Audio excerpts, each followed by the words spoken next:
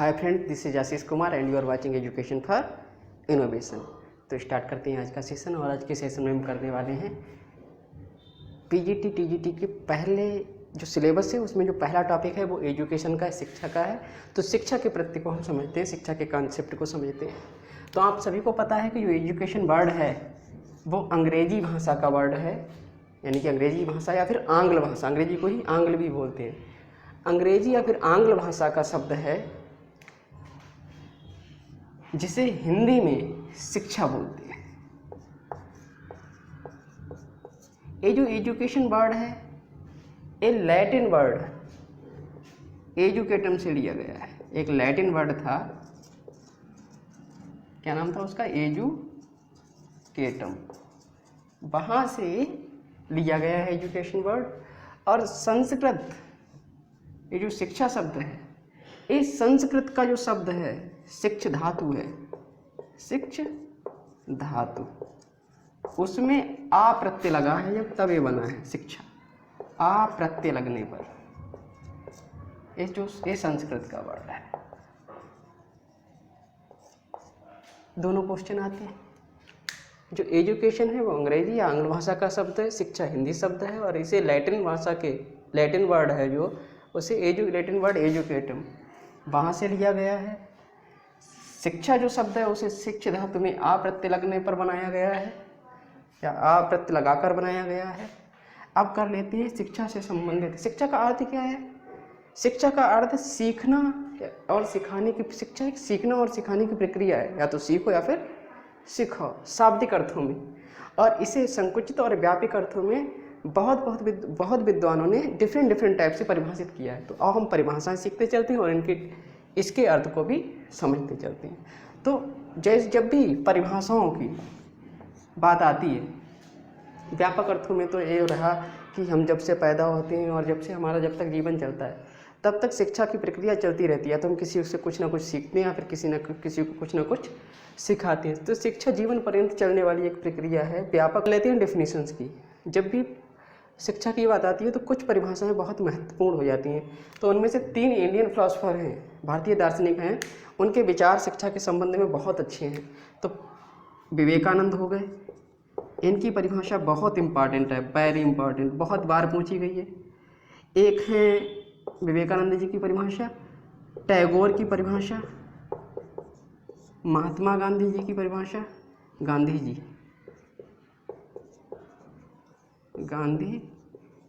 कभी कभी MK गांधी भी लिख के आता है, तो कंफ्यूज नहीं होना है। गांधी जी की परिभाषा। ये 3 इंडियन फिलोसोफर हैं जिनकी परिभाषाएं शिक्षा के संबंध में बहुत बार पूछी गई हैं। 3 इंडियन पढ़े हैं तो 3 इंग्लिश भी पढ़ लें, ब्रिटिश नहीं, फॉरेन विदेशों के फिलोसोफर हैं।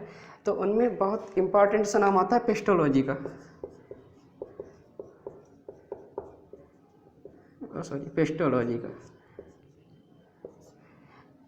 मैकेंजी की भी परिभाषा बहुत इम्पॉर्टेंट हो जाती है। एक मैकेंजी है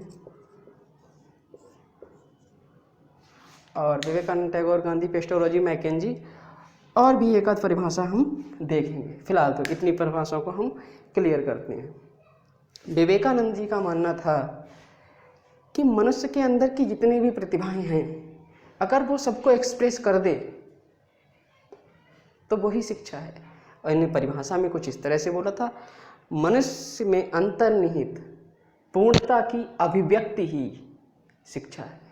विवेकानंद जी का मानना था मनुष्य में अंतर्निहित पूर्णता की अभिव्यक्ति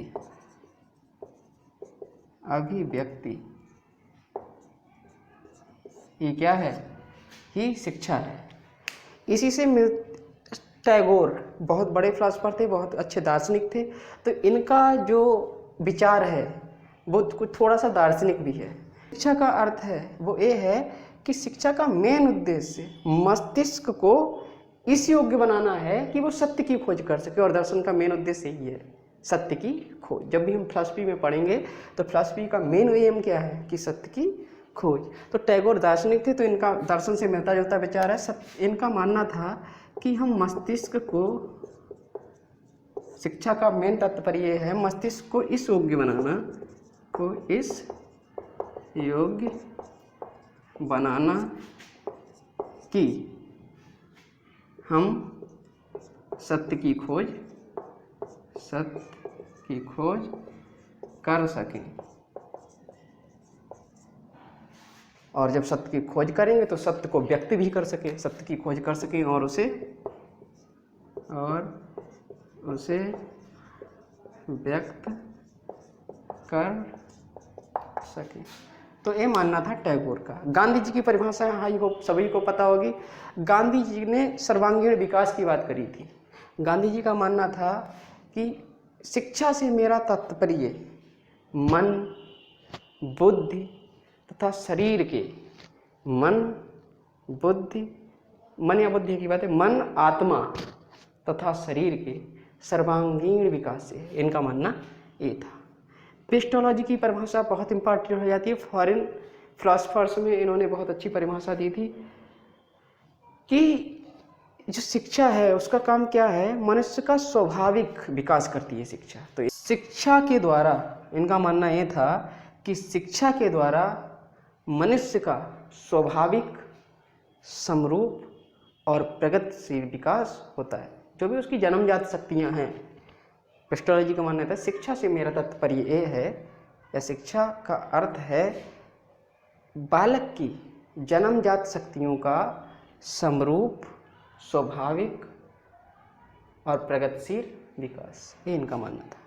मैकेंजी ने बहुत अच्छी परिभाषा दी थी। मैकेंजी का मानना था कि जीवन है, जो शिक्षा है वो एक जीवन पर्यंत चलने वाली प्रक्रिया है। मैकेंजी का ये मानना था कि जो शिक्षा है वो एक जीवन पर्यंत चलने वाली प्रक्रिया है और जीवन के प्रत्येक अनुभव पर मनुष्य को कुछ ना कुछ सीखने को मिलता है। ये मैकेंजी का कथन था। तो इस तरह से इतनी परिभाषाएं इंपॉर्टेंट हो जाती हैं। अब बात कर लें विवेकानंद की। विवेकानंद ने बोला था मनुष्य में अंतर्निहित पूर्णता की अभिव्यक्ति ही शिक्षा है। इनसे मिलती जुलती बहुत सारे फिलोसफर ने डिफरेंट परिभाषा दी, जैसे कि कांट ने भी यही बात दोहराई। मतलब इनको बहुत से लोगों ने फॉलो किया, फॉरेन थे, यही बात उन्होंने बस इंग्लिश में कह दी।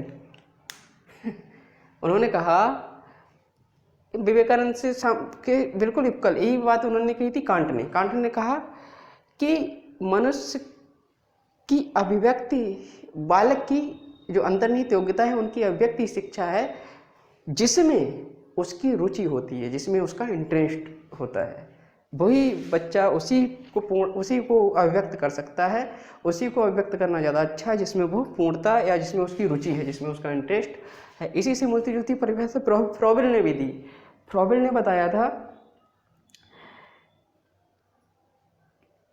कि शिक्षा वह प्रक्रिया है। फ्रॉबेल ने भी यही कथन कहा था। फ्रॉबेल ने कहा था शिक्षा वह प्रक्रिया है जिसके द्वारा मनुष्य के अंदर की शक्तियां जो हैं वो बाहर प्रकट होती हैं। यही बात फ्रॉबेल ने भी कही थी। यही बात स्पेंसर ने भी कही थी। स्पेंसर ने कहा था, बस कथन में थोड़ा सा डिफरेंस है, थोड़ा बहुत सा, लेकिन इन्हीं से सिमिलर है। विवेकानंद ने जो बात कही वही बात कांट ने भी इससे सिमिलर बात करी। कांट इसी से सिमिलर बात फ्रॉबेल ने भी करी। इसी से सिमिलर परिभाषा स्पेंसर ने भी दी। हर्बर्ट स्पेंसर ने भी इसके सिमिलर ही परिभाषा दी। स्पेंसर का मानना था कि मनुष्य की शक्तियों का, जो आंतरिक शक्तियाँ, उनका बाह्य जीवन के साथ समन्वय करना ही शिक्षा है। मनुष्य की आंतरिक शक्तियों का बाह्य जीवन के साथ समन्वय ही शिक्षा है। तो कांट, फ्रॉबेल और स्पेंसर की जो परिभाषाएं हैं वो इससे मिलती जुलती है। तो उन्हें इतना ज़्यादा महत्व नहीं दिया है क्योंकि विवेकानंद की परिभाषा सबसे उत्कृष्ट है, सबसे अच्छी है। मनुष्य में अंतर्निहित पूर्णता की अभिव्यक्ति शिक्षा है। टैगोर ने कहा था मस्तिष्क को इस योग्य बनाना कि हम सत्य की खोज कर सके। मानना था कि शिक्षा से मेरा आशय बुद्धि, मन तथा आत्मा और शरीर के सर्वांगीण विकास से है। पिस्टोलॉजी का मानना था कि बच्चे की अंतर्निहित शक्तियों का स्वाभाविक या जन्मजात शक्तियों का स्वाभाविक समरूप और प्रगतिशील विकास ही शिक्षा है। मैकेंजी का मानना था कि जीवन पर्यंत चलने वाली एक प्रक्रिया है और प्रत्येक अनुभव पर हम कुछ ना कुछ सीखते हैं। इस तरह से परिभाषाएं समाप्त होती हैं। और परिभाषाएं भैया चाहे आप टेट का एग्ज़ाम दो, चाहे सीटेट का एग्ज़ाम दो, चाहे कोई भी एग्ज़ाम दो, परिभाषा एक नंबर का एक क्वेश्चन तो परिभाषा से आता ही आता है। वो परिभाषा किस चीज़ की आएगी वो नहीं कह सकते। तो परिभाषा जो भी आप टॉपिक पढ़ो उससे रिलेटेड जितनी भी परिभाषाएं हैं वो अच्छे से सीख लो, अच्छे से रट लो, क्योंकि परिभाषाएं ही एक ऐसी हैं जिनमें हम इन लोगों के नाम याद नहीं रख सकते। तो परिभाषाएं अच्छे से सीखनी पड़ेंगी।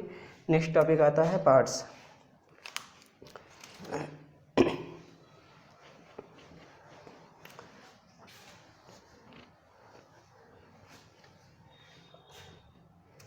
पार्ट्स ऑफ एजुकेशन, शिक्षा के अंग। तो शिक्षा के कौन कौन से अंग हैं?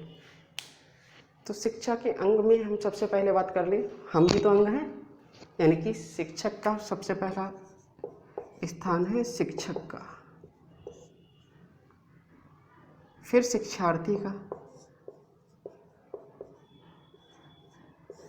और फिर शिक्षक हो गया, सीखने वाला हो गया।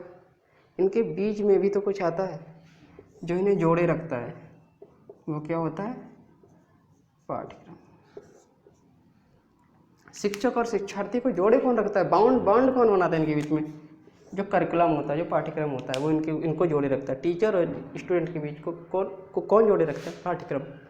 अब बात कर लें कि शिक्षा के अंग में कुछ विद्वान ऐसे हुए जिनका ये मानना था कि शिक्षा के अंग केवल शिक्षक और शिक्षार्थी ही हैं। उनमें दो नाम बहुत प्रचलित हैं। पहला नाम है एडम्स का। रॉस का ये मानना था कि शिक्षा एक द्विध्रुवीय प्रक्रिया है। इन्हीं ने कहा था कि शिक्षा एक, तो कभी कभी मुझे सबको पता रटा हुआ है, एडम्स ने कहा था शिक्षा एक द्विध्रुवीय प्रक्रिया है। अब हुआ क्या, ऑप्शन में एडम्स है ही नहीं, रॉस लिखा हुआ है, तो रॉस लगा के आएंगे, क्योंकि रॉस ने भी ये सेम बात कही थी कि शिक्षा एक द्विध्रुवीय डाइपोलर प्रोसेस है, द्विध्रुवीय प्रक्रिया।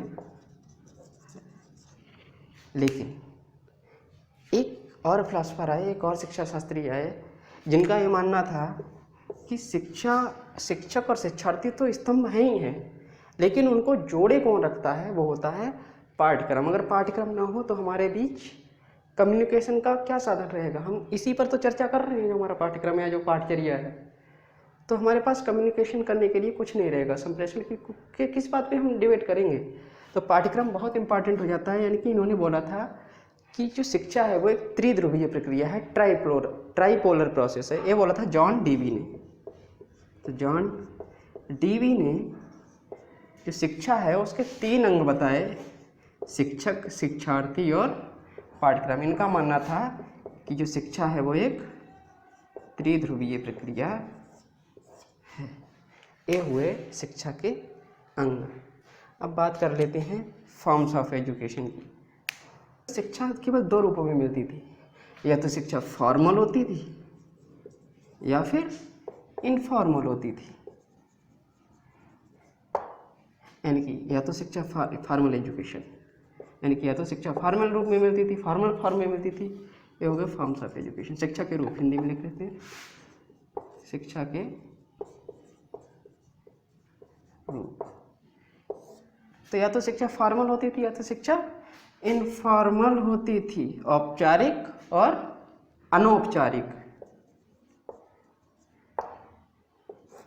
या तो शिक्षा, अब औपचारिक शिक्षा क्या होती है और अनौपचारिक शिक्षा क्या होती है?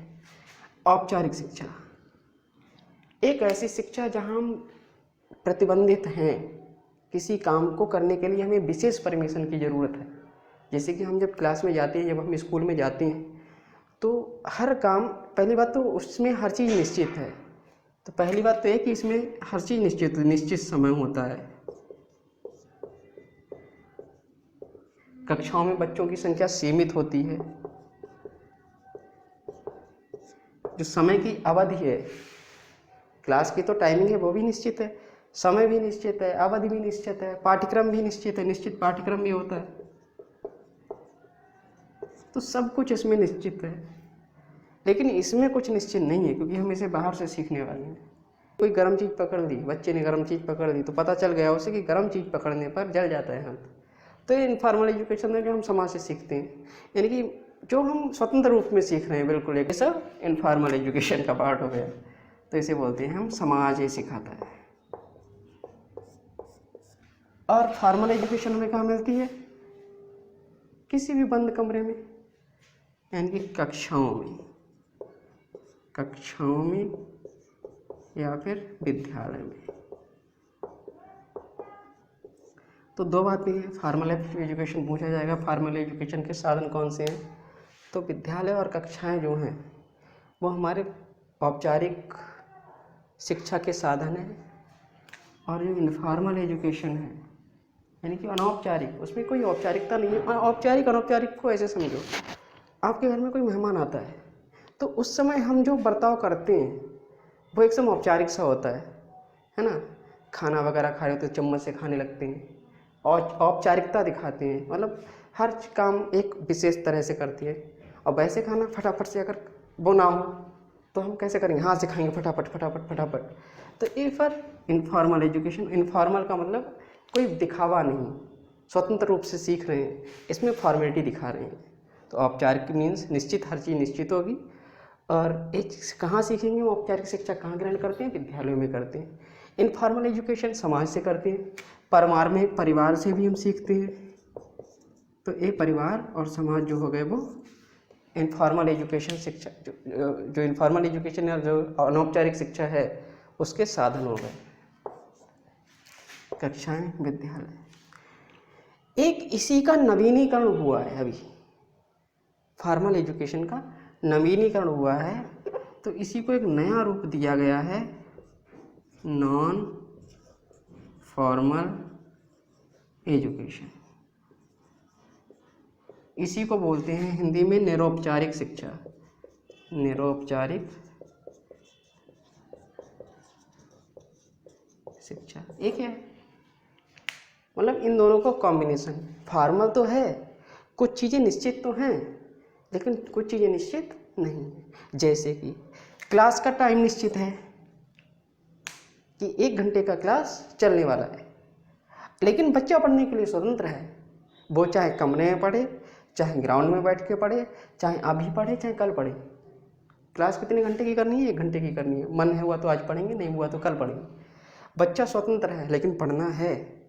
इस तरह की शिक्षा कहाँ मिलती है? जब हम डिस्टेंस एजुकेशन से कोई कोर्स करते हैं, या फिर जो हम वीडियो यूट्यूब पे देखते हैं, जो हम ऑनलाइन पर लर्निंग प्लेटफार्म पे कुछ ना कुछ सीखते हैं, जो हम ऑनलाइन सीखते हैं, वो सब निरौपचारिक शिक्षा में आता है। जैसे कि डिस्टेंस एजुकेशन हो गया, पैटर्न उसका पाठ्यक्रम निश्चित है लेकिन आपको आज ही पढ़ना है ये निश्चित नहीं है ना। आपका मन हुआ आज 2-3 लेक्चर देख लीजिए, कल फ्री है, कल छुट्टी है, नेक्स्ट दिन तो फिर से 2-3 लेक्चर देख लिए, तो आप फ्री हैं पढ़ने के लिए।